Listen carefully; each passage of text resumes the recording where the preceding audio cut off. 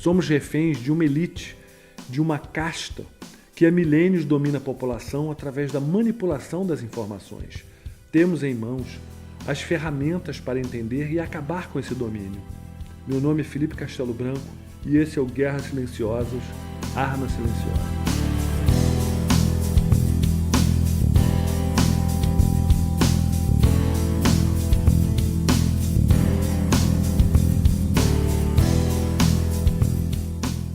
Vamos retornar. Antigamente, o sistema de controle maior, ou seja, a guerra mais ofensiva era feita pelo clero, pelo sistema de religiões, não é, de seitas, isso daí que controlava as pessoas. Aí veio o Renascimento, e no Renascimento, quando se começou a pensar um pouquinho mais, não é, aflorar, vamos dizer, o nascer da ciência nossa moderna, se a gente pode chamar desse jeito, não é? Começaram a contestar, não, peraí, como é que esse negócio de religião, Deus, e o progresso e o nascimento também da burguesia e tal, isso aí trouxe um sistema completamente diferente, de uma sociedade com uma relação totalmente diferente, em que a religião não era tão eficaz como sistema de controle. Então o pessoal foi rapidinho bolar um outro sistema para controlar e manter o povo no cabresto, não é? Qual foi esse? O sistema dos bancos centrais, o sistema financeiro que a gente utiliza hoje. Não é? Isso aí começou mais ou menos 1600, 1700, por aí. Não é? Não mudou praticamente nada. Só a sofisticação dos produtos financeiros, não é? Dos bancos e tal, a parte tecnológica, mas o sistema em si é o mesmo. Entendeu? E isso aí escraviza através da dívida. E é muito mais eficaz do que o sistema religioso. Porque o sistema religioso, o cara pode até mentir, não é que está acreditando, não, está fazendo, mas ao mesmo tempo está conspirando contra, não é bem assim, vamos aqui.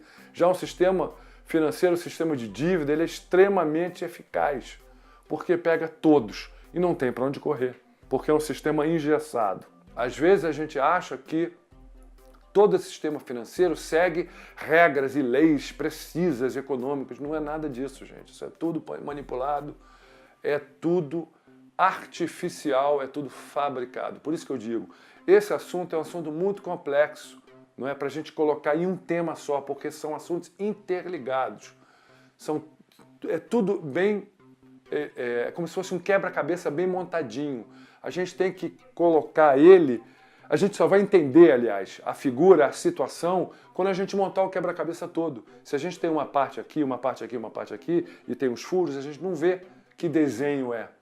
Isso é que é o interessante, você tem que montar o quebra-cabeça para ver a panorâmica da coisa, ver a foto, ver a imagem de fato como ela é. E a gente está caminhando para quê?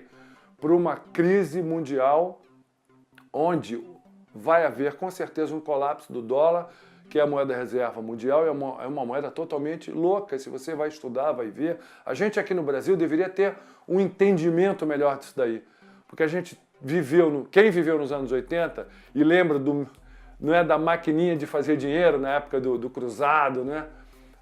A época pré-real, inflação absurda, imprimindo dinheiro, porque, claro, né? Você imprime dinheiro, aumenta a oferta de dinheiro e desvaloriza a moeda, né? Claro, sem lastro nenhum. E isso acontece nos Estados Unidos, gente. O dólar não tem lastro nenhum.